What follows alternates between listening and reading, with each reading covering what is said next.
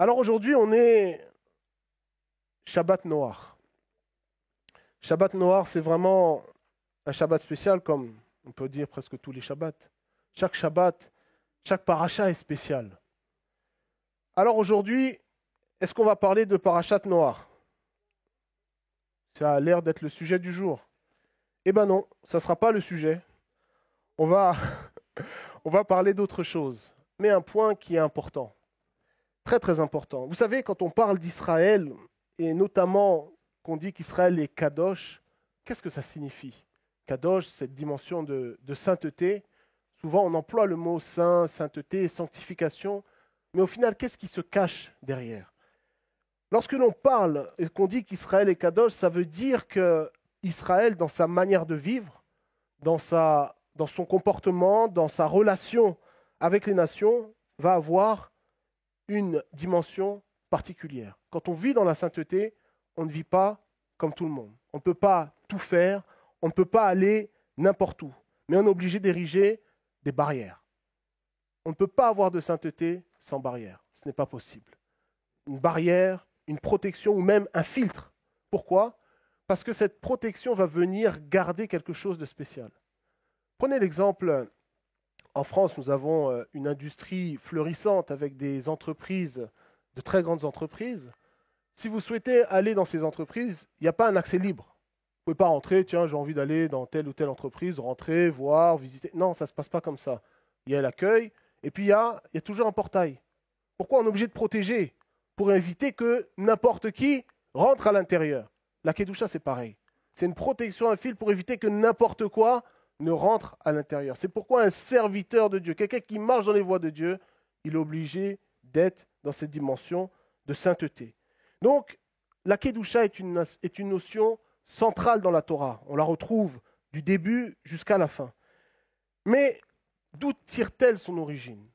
Où voyons-nous pour la première fois la notion de sainteté? Eh bien la réponse, pas trop vite, pas trop vite. Je vois que le son il est prêt. Effectivement, le Shabbat se trouve où? Quel paracha? Vous êtes sûr? C'était la semaine dernière. Hein. C'était la semaine dernière. Dans Parashat Bereshit, effectivement, on voit cette notion de sainteté.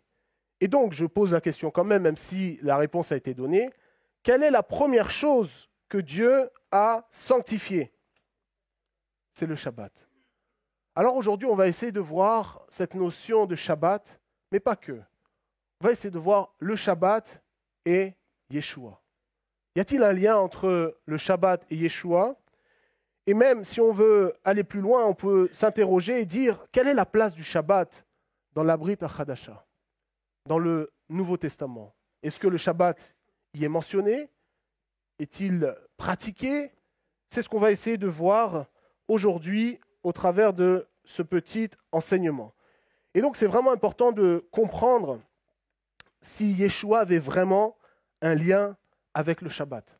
Parce que ça va nous éclairer et nous permettre de comprendre, ou mieux comprendre, pourquoi même il y a des personnes qui pensent que Yeshua a annulé le Shabbat. On le verra tout à l'heure. Pour moi, une personne qui pense que Yeshua a annulé le Shabbat, elle ne connaît pas Yeshua. Elle n'a pas compris le rôle du Shabbat dans un premier temps, et elle n'a pas compris le rôle du Messie. Mais lorsqu'on comprend le rôle du Shabbat et le rôle du Messie, alors on voit que les deux vont de pair. Alors, allons voir dans un premier temps Parashat Bereshit. Comme ça fait pas longtemps, normalement, ça doit être encore frais dans votre mémoire.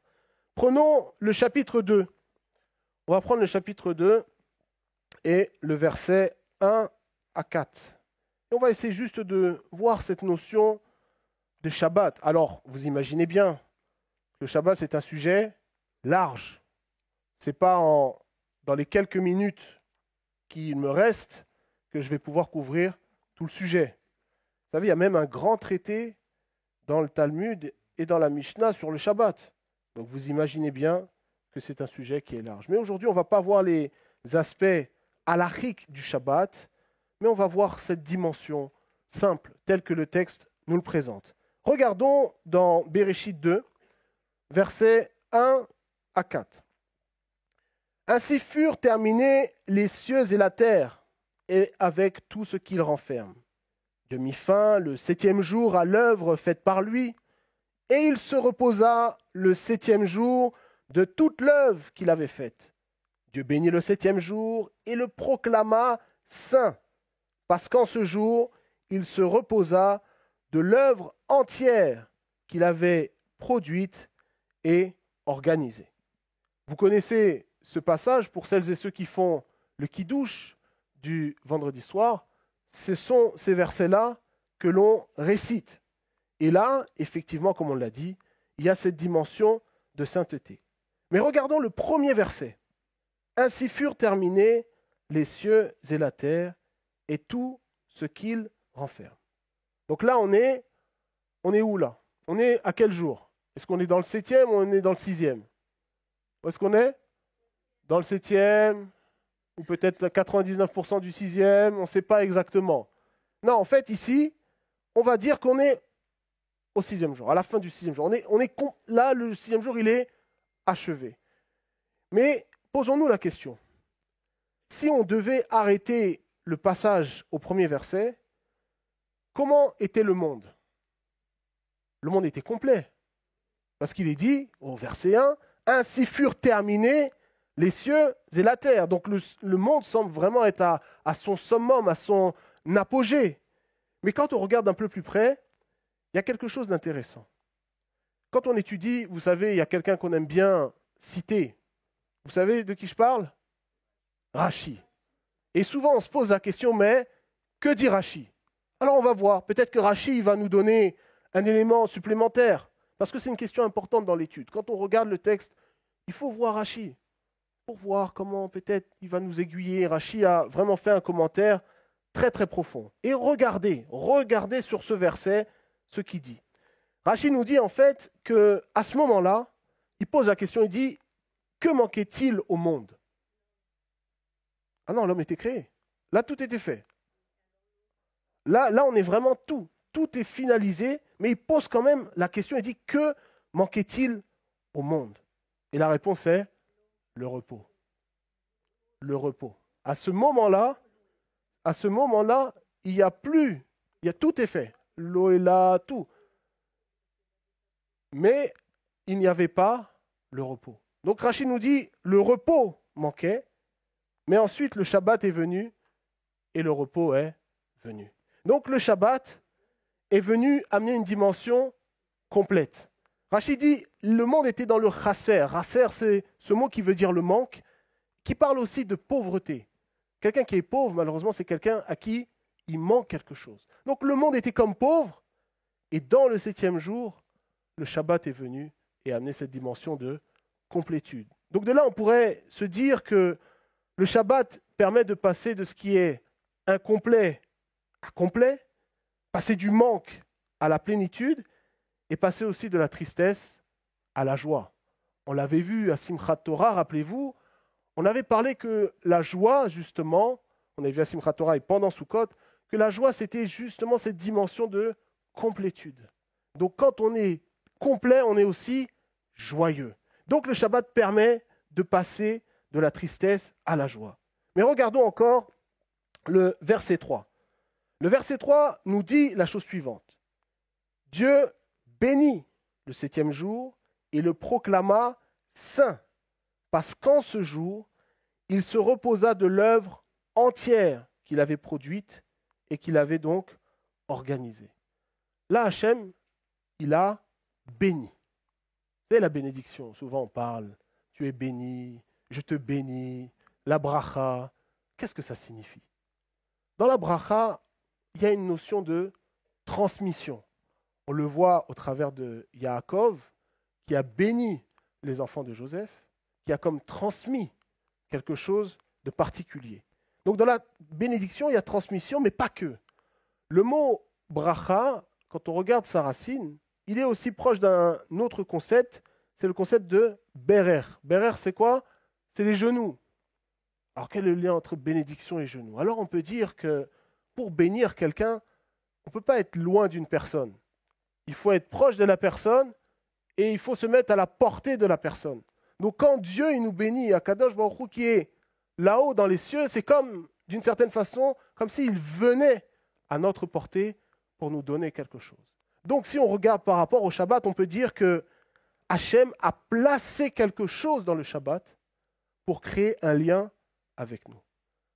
Je répète, Hachem a placé, il a béni, il a inclus quelque chose dans le Shabbat, il en a fait un lieu d'une certaine façon, pour pouvoir créer ce lien.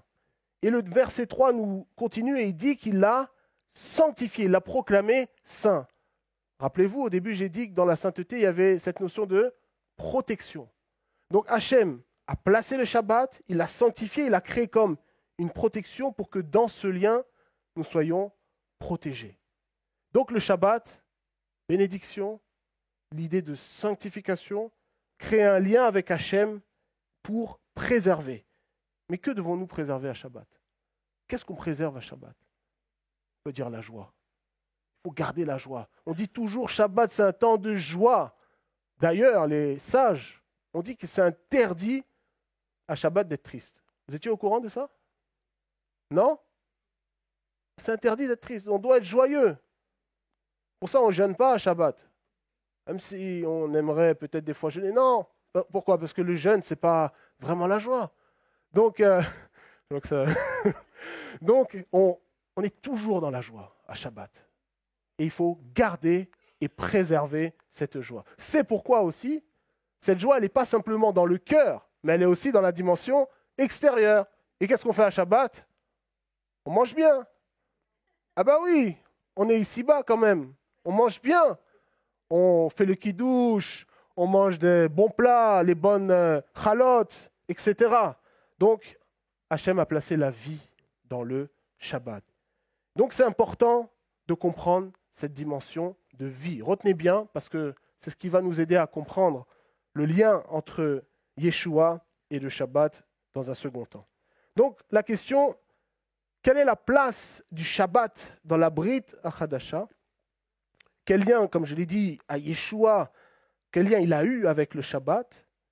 Et Yeshua a-t-il vraiment pratiqué le Shabbat? Ah, là, de façon unanime. Tout le monde m'a dit oui, sans hésiter. Mais a-t-il pratiqué le Shabbat ou a-t-il réformé le Shabbat?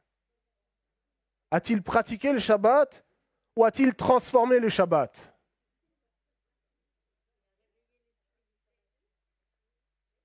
Les deux. On va le prendre simplement. On va dire qu'il a pratiqué Shabbat. Ok, on va dire qu'il a pratiqué Shabbat. Il n'a pas changé, il n'a pas transformé, mais je vois où Martine veut aller, on va y arriver. Donc, il a pratiqué le Shabbat. Mais avant de répondre à ces questions, on doit voir un point important. Il y a une notion dans le Shabbat que l'on retrouve dans le verset que j'ai lu dans Bereshit, c'est cette notion de Melacha. Melacha en hébreu, c'est quoi? C'est souvent traduit par le travail. C'est pour ça que dans Shabbat, il y a cette notion de on doit cesser le travail. Il y a un arrêt dans Shabbat. Mais la Torah nous dit justement qu'à Shabbat, il ne faut pas faire de Melacha. C'est très très important. Mais qu'est-ce que Melacha? On va essayer de voir qu'est-ce qui se cache derrière ce concept de travail et comment on peut le comprendre. Parce que peut-être que le travail pour moi, ce n'est pas nécessairement le travail pour vous, etc. Donc essayons de voir qu'est-ce qu'une Melacha. Pour ce faire, on va avancer un petit peu dans le texte et on va aller dans le livre de Shemot, Exode. Là-bas, dans Parashat Vaekel, il y a un texte qui va nous permettre d'avoir une compréhension de ce qu'est le concept de Melacha. Alors, on est dans Exode 35 et on va considérer les deux premiers versets. Exode 35, verset 1 et le verset 2. Moïse convoqua toute la communauté des enfants d'Israël et leur dit : voici les choses que l'Éternel a ordonné d'observer. Pendant 6 jours, on travaillera, mais au 7e, vous aurez une solennité sainte, un chômage absolu en l'honneur de l'Éternel.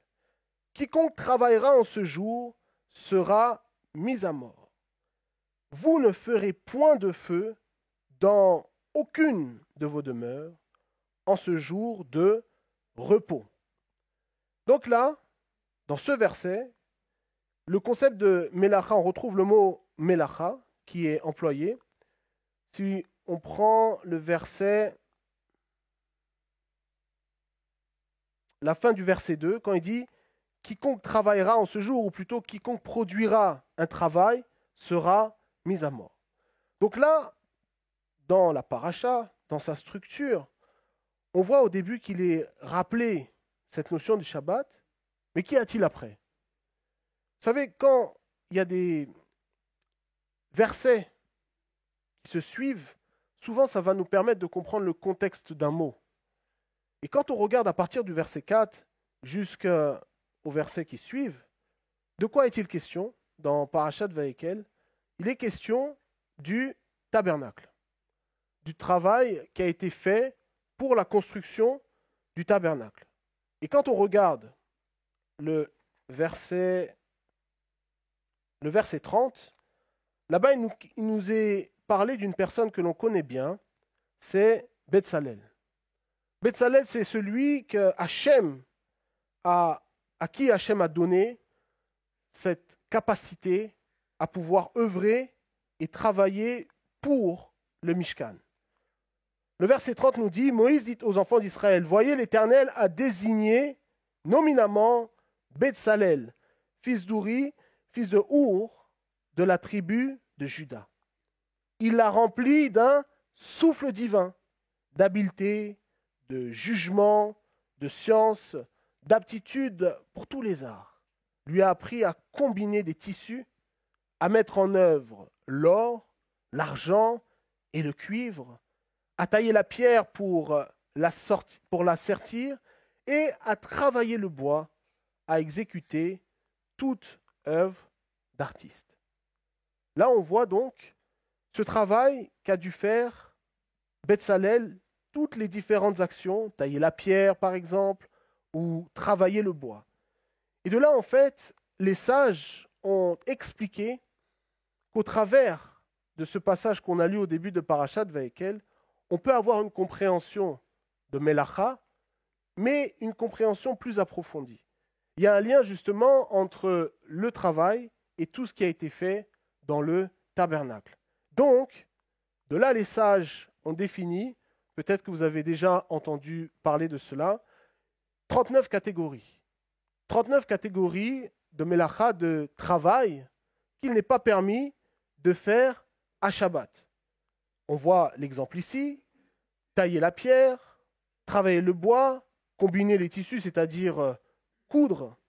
On voit donc que ces points vont définir dans la compréhension de la Torah orale ce qui est permis et ce qui n'est pas permis de faire comme travail à Shabbat. On a donc moissonné, il y en a 39, je vais en citer quelques-uns. Moissonner, on a moudre, trier, vanner, tamiser, pétrir et aussi cuire. Donc toutes ces choses, les sages nous disent là-bas dans la Mishnah qu'on ne peut pas les faire. Alors, je reviens à ma question initiale, maintenant qu'on a posé la compréhension de Melacha. Quel lien avait Yeshua avec le Shabbat? On le sait, Yeshua, il allait où à Shabbat? Vous êtes sûr? Il allait effectivement à la synagogue. Là-bas, dans Luc 4, 16, on nous dit qu'il avait l'habitude d'aller. C'était son habitude d'aller à la synagogue. Et pas seulement, il n'allait pas seulement à la synagogue, il était même invité à lire dans les synagogues. Je ne sais pas si ça vous est déjà arrivé de rentrer dans une synagogue, on dit « Ah, viens, c'est toi qui vas lire ». On ne fait pas ça à n'importe qui. Il faut qu'on connaisse la personne, il faut que ça soit une personne respectée, et surtout de ce temps-là. Et non seulement il lisait dans les synagogues, que faisait-il? Il enseignait aussi.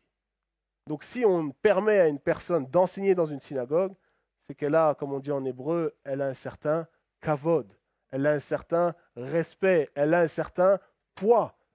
Ce n'était pas une personne qui marchait avec des valeurs contraires de ce qui était enseigné dans ces synagogues.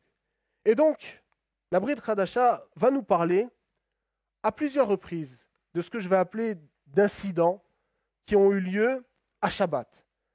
Alors, on ne va pas tous les voir, mais en tout cas, on va en voir un.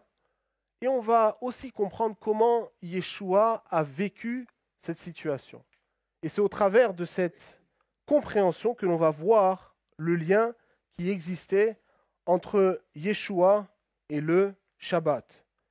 Et donc, si on va dans Matthieu, au chapitre 12, là-bas, il s'est passé quelque chose avec Yeshua et les Pérouchim. Il y a eu comment on pourrait dire, un petit échange, une petite marloquette, comme on dit en hébreu. Dans Matthieu, chapitre 12, regardons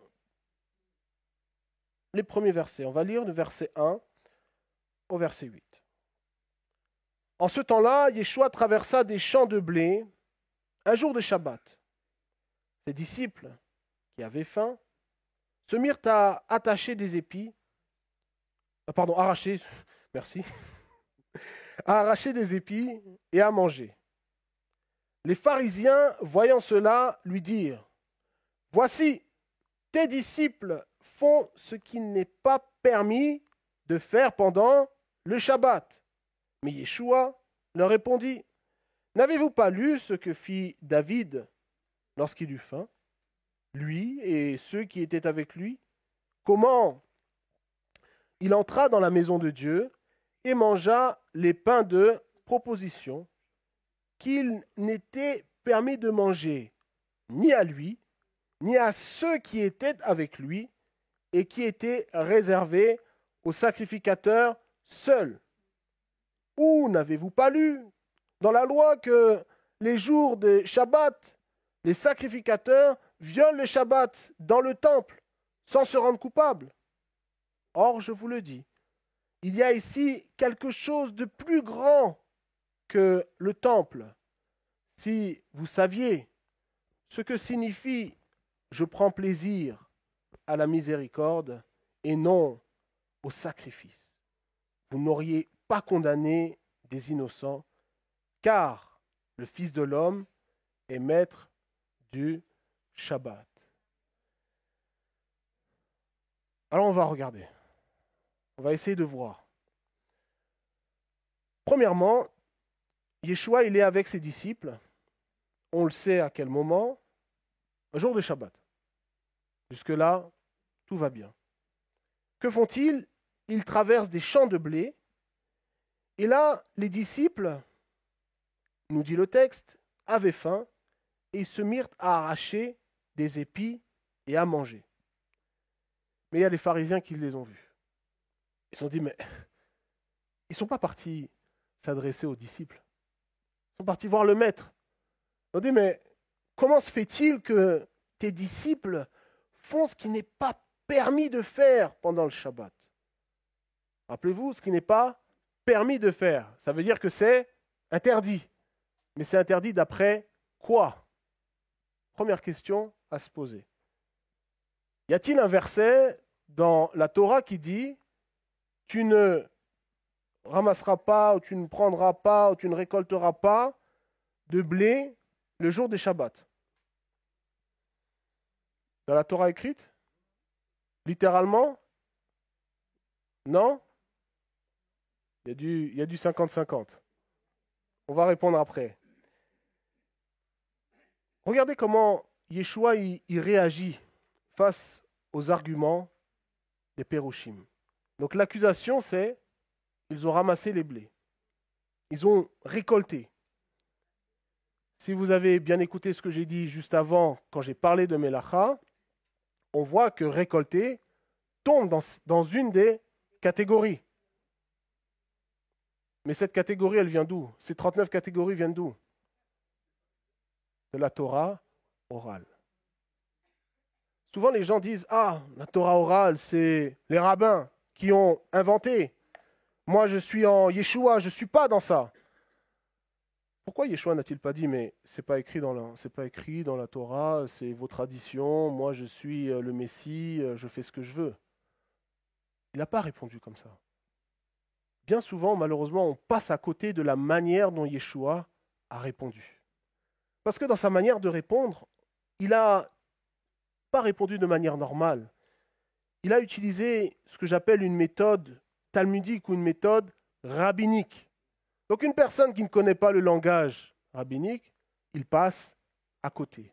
Regardons la réponse de Yeshua. Je reprends le verset. Mais Yeshua leur répondit, « N'avez-vous pas lu ce que fit David ?» On lui a posé la question, « Mais pourquoi tes disciples font ça ?» Et il répond par une autre question. Ce n'est pas ça la méthode, hein. Mais il répond, non, c'est pas ça, là, on va aller plus loin. Ça, c'est le début de la méthode, si tu veux. Il répond par une autre question. Et il amène une chose qui s'est déroulée pour David. Il y a un moment donné, David était avec ses compagnons, comme nous dit le texte, et puis, il avait faim. Peut-être qu'il a cherché à manger, tous les restaurants étaient fermés, il n'y avait pas de shawarma, il n'y avait pas de bonne boulangerie cachère. Tout était fermé. Il s'est dit, où est-ce que je vais pouvoir trouver? Quel est l'endroit où, pour sûr, il y a à manger? Dans la maison de Dieu. Dans le temple. C'est sûr là-bas, il y a à manger. Pas dans le temple, pardon. Mais c'est sûr que, si on est dans le désert, dans le Mishkan, par exemple, c'est sûr qu'il y a à manger là-bas. Pourquoi? Parce que ces pains qu'il a mangés font partie du service. Donc s'il y a la avoda, il y a aussi les pains. Donc il est parti et il a mangé. Et Yeshua dit, mais vous n'avez pas lu. D'ailleurs, ce qui s'est passé, c'est écrit. C'est écrit. Il dit, vous n'avez pas lu ce que David a fait. Mais quel est le point commun entre David, ses compagnons et les disciples? C'est la faim. C'est la faim. Et quand on parle de faim, ce n'est pas une faim légère. C'est pas, j'aimerais bien manger un petit truc. Non. Là, c'est une faim profonde, vitale. S'il ne mangeait pas à ce moment-là, peut-être qu'il pouvait tomber dans les pommes, s'évanouir. À la fois pour David, ses compagnons, et aussi pour les Talmidim. Et une chose que j'aimerais dire, c'est qu'au travers de la réponse de Yeshua, c'est mon approche. Pour moi, je pense qu'il était d'accord avec les Pérouchim. Il était d'accord avec eux. Effectivement, à Shabbat, les disciples n'auraient pas dû faire ça. Mais il y a un élément important. Ils avaient faim. Vous avez compris?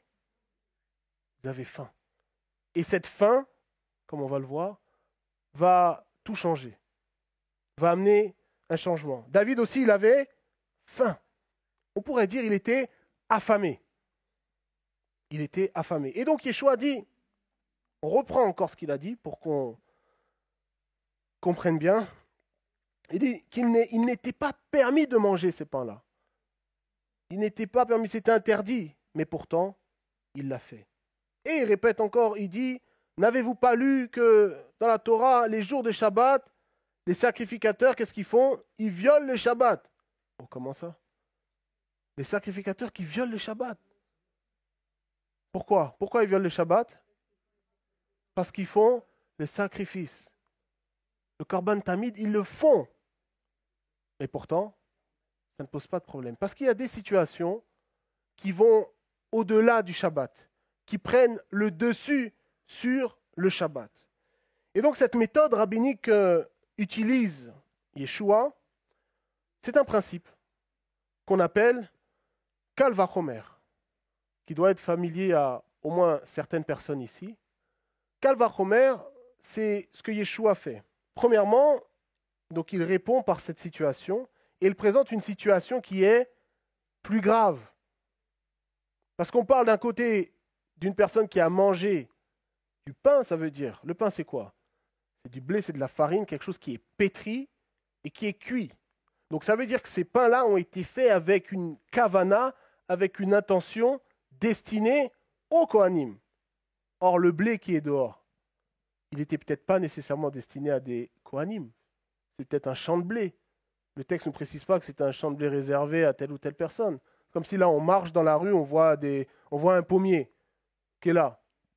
J'ai faim, je prends la pomme. Et donc là, on comprend une chose.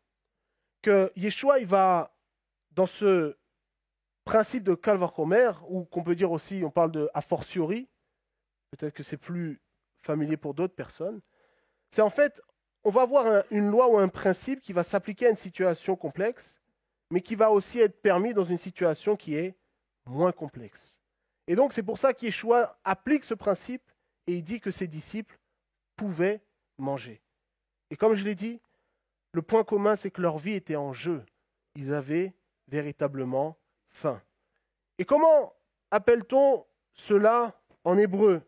Lorsqu'on a une situation où la vie est en jeu, on parle de pikuar nefesh. Pikuar nefesh, souvent on entend dire ah, pikuar nefesh, pikuar nefesh. Il faut sauver la vie, il faut préserver la vie. Pikuar, ce mot, il est intéressant. On va s'arrêter sur ce mot quelques instants. La racine de pikuar, elle veut dire ouvrir, mais ouvrir large. Ouvrir en grand. Et quand on prend en hébreu moderne, le verbe lifkoar, c'est ouvrir les yeux, mais bien les ouvrir. C'est ouvrir, on peut même dire peut-être comme être focalisé sur quelque chose. Donc on peut comprendre pikuar nefesh de la façon suivante.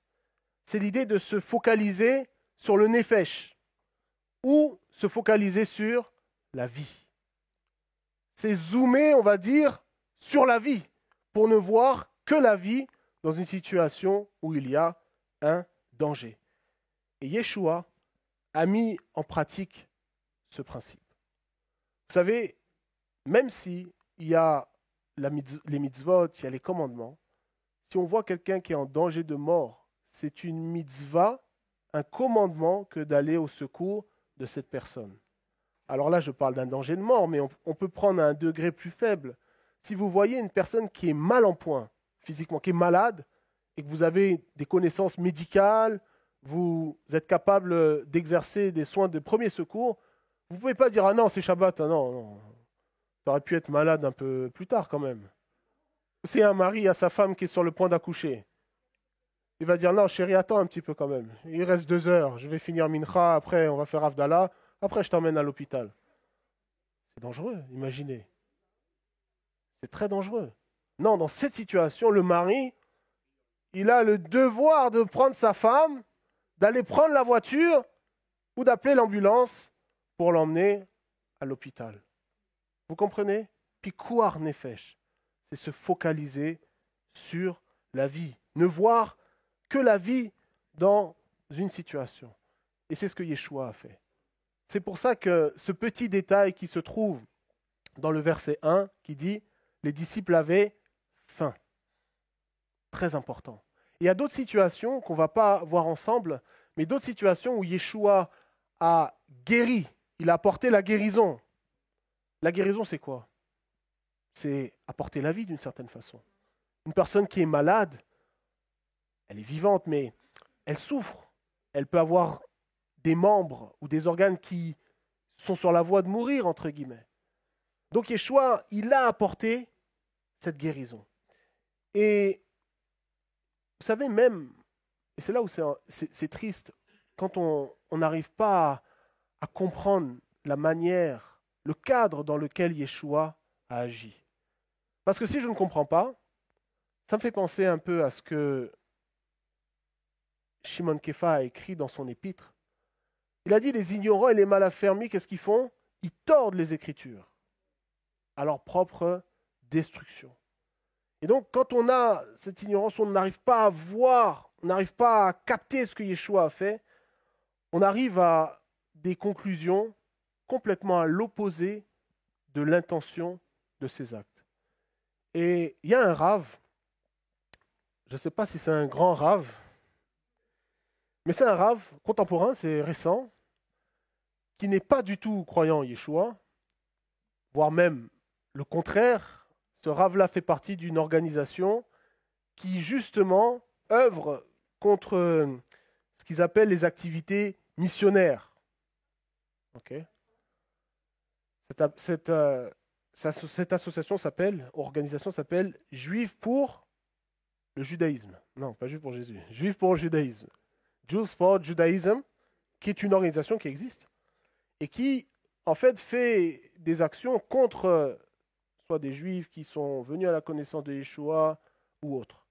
Et ce Rav, il a fait une déclaration, on aurait pu s'attendre à une déclaration qui allait mettre Yeshua vraiment, qui allait comme accuser Yeshua ou autre. Mais regardez ce qu'il dit. Il analyse en fait ce passage et il dit le point de vue de Yeshua est celui exprimé dans la littérature talmudique, dans le cas du pikuar nefesh, c'est-à-dire pour sauver votre vie.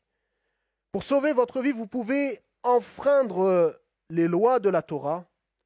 Yeshua ne se demande donc pas si ses disciples ont fait quelque chose de mal, mais il accepte l'idée qu'il y a quelque chose de mal, il accepte l'idée qu'il y a quelque chose de mal à cueillir du grain le jour du Shabbat, ce que nous savons que grâce au Talmud, à la Torah orale, et il leur donne une réponse rabbinique à leurs questions.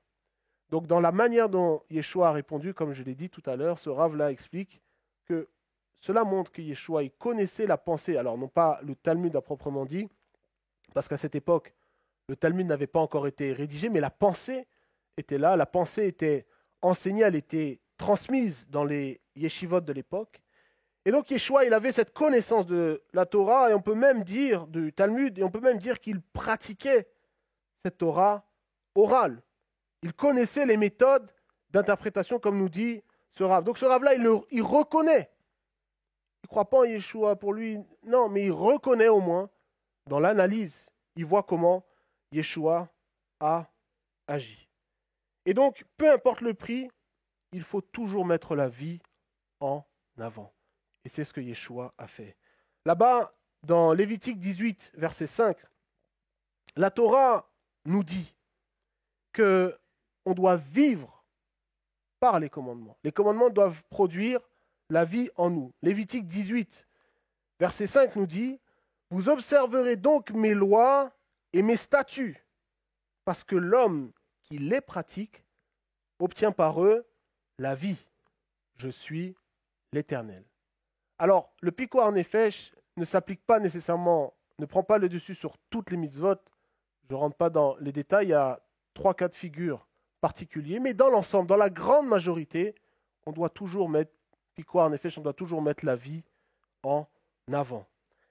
Et cet incident est raconté ici dans Matthieu 12, mais on le retrouve aussi dans Marc. Et là-bas, dans Marc, Yeshua va rajouter un détail qui est important. Et j'aimerais qu'on puisse le voir ensemble. C'est au chapitre 2. Considérons le verset 27.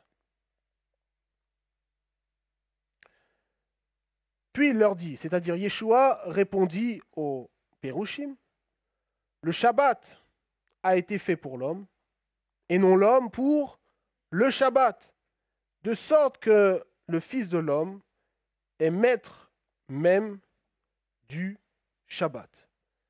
Ah, là on a quand même une déclaration qui n'est pas forcément facile à comprendre. Le Shabbat, je répète, le Shabbat a été fait pour l'homme, mais l'homme, non pas l'homme pour le Shabbat. Alors, normalement, on devrait comprendre que si l'homme n'est pas pour le Shabbat, pourquoi l'homme il doit faire Shabbat? On pourrait dire, non, regardez, c'est écrit, l'homme, non pas l'homme pour le Shabbat. Pourquoi vous venez me dire, je dois faire le Shabbat et je dois ceci? Non. Quelle est la pensée que Yeshua nous dit ici? Le Shabbat a été fait pour l'homme, mais l'homme n'a pas été fait pour le Shabbat. C'est-à-dire, le Shabbat est un moyen, est un outil pour l'homme et non l'inverse.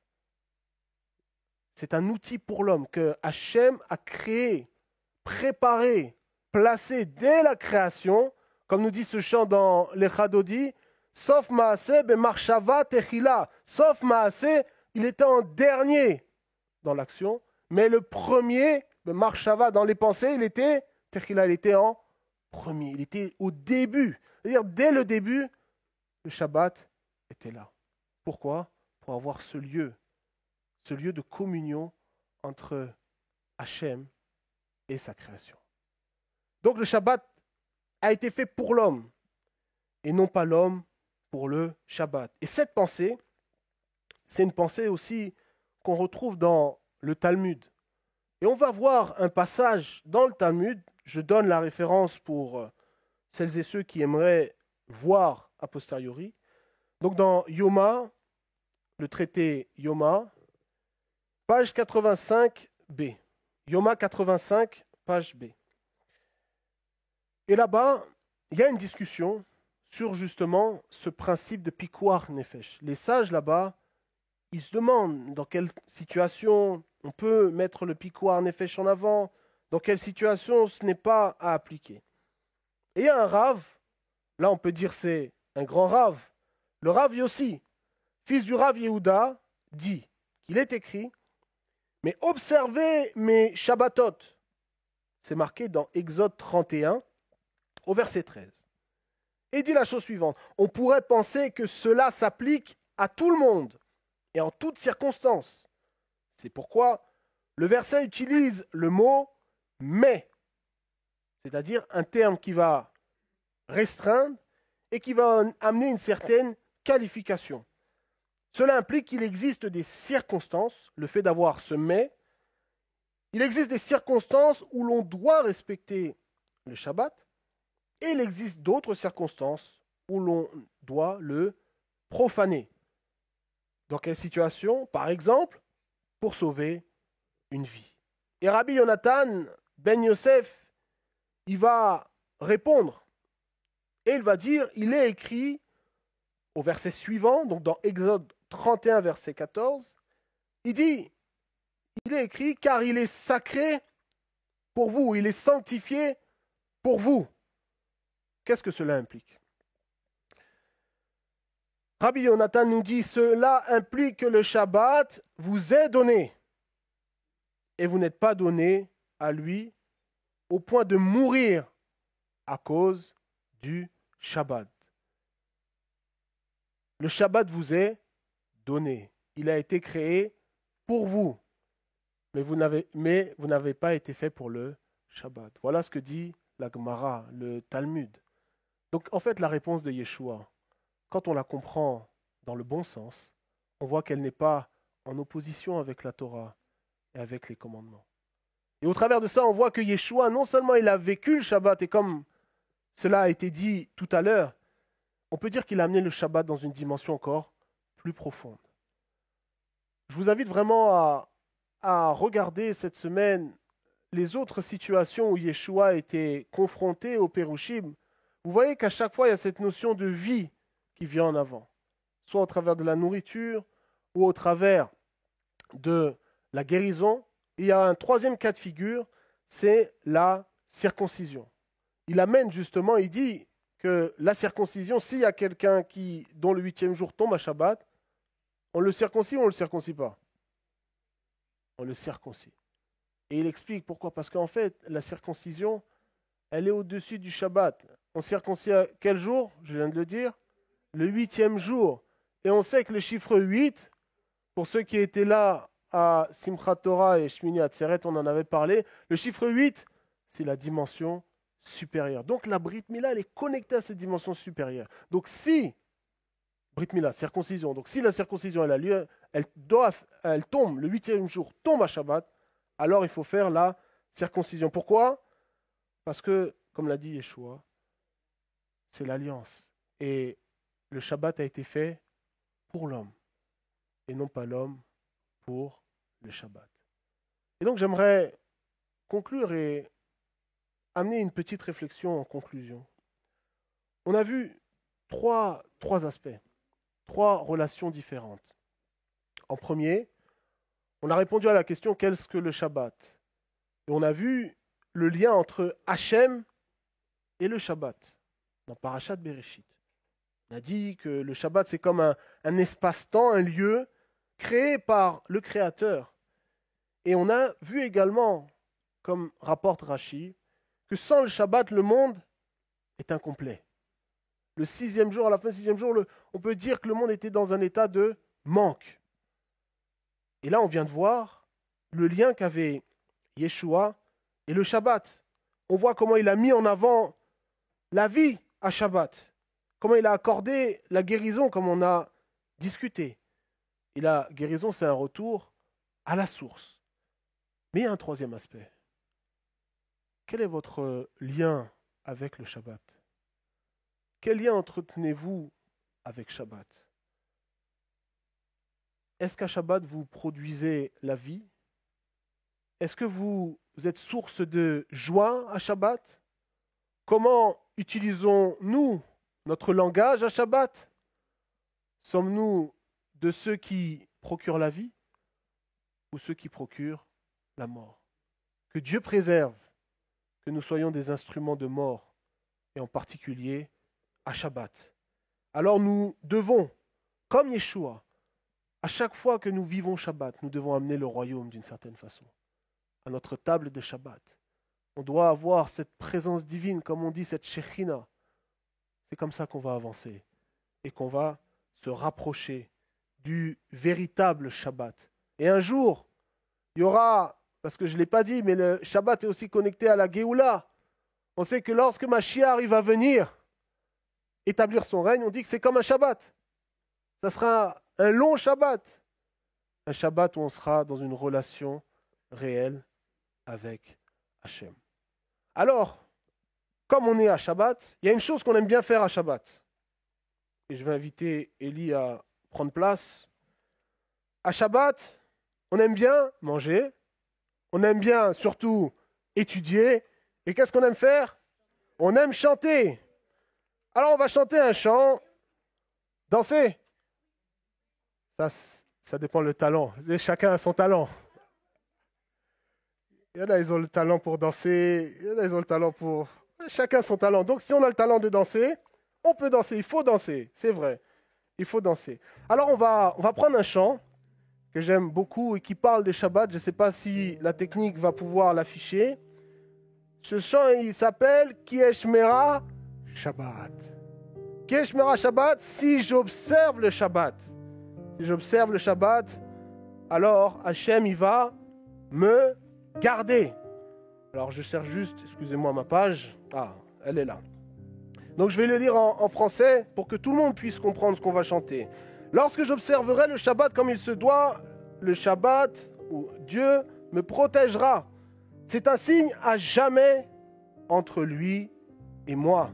Il est défendu de vaquer à des occupations, d'aller en chemin, de même d'y tenir des propos au sujet de son gagne-pain, de questions commerciales ou de raconter des histoires sur les rois. Mais je méditerai la Torah de Dieu et elle me rendra sage. Deuxième couplet nous dit, en lui, c'est-à-dire dans le Shabbat, je trouverai toujours un repos pour mon âme. Voici, à la première génération, à la première génération donna mon Dieu saint un signe en donnant double part de pain le sixième jour. Ainsi, chaque vendredi, il doublera aussi ma nourriture. C'est la bénédiction que l'Éternel donne. Alors je vais vous inviter à chanter, mais aussi à vous mettre debout. Comme ça, on va conclure ainsi. Ki yeshmera Shabbat el yishmereni oti le'ol meyad beno uveni Ki yeshmera Shabbat el yishmereni Atile al me'al beno uveni Asom et sochefet me'asod derachim גם לדבר בו דברי סרחים, דברי סחורao, דברי מלאכים, הגה בתורת אל, הגה בתורת אל, ותחכמני ישמר השבת, אל ישמרני, אותי לעולמי עד, בנו ובני. כי ישמר השבת, אל ישמרני, אותי לעולמי עד,